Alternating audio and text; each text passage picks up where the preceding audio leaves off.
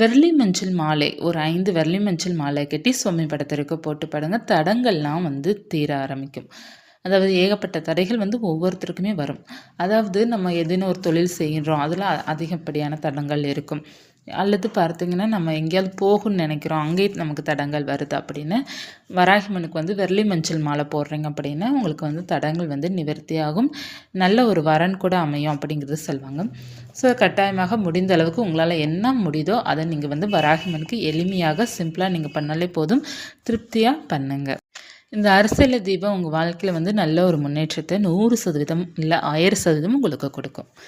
இந்த தீப வழிபாடு உங்களுக்கு நல்ல ஒரு மாற்றத்தை கொடுப்பதற்காக முதல்ல விநாயகரை வழிபாடு செய்யணும். எப்போவுமே நான் சொல்ல மறந்துடுறேன். அதாவது நம்ம எந்த ஒரு பூஜையை நம்ம எடுத்துக்கிட்டாலுமே முதல்ல விநாயகரை வழிபாடு செய்துட்டு உங்கள் குலசாமியை மனசில் வேண்டிட்டு அடுத்து தான் நம்ம பூஜையை பண்ணணும். நான் நிறைய பதிவில்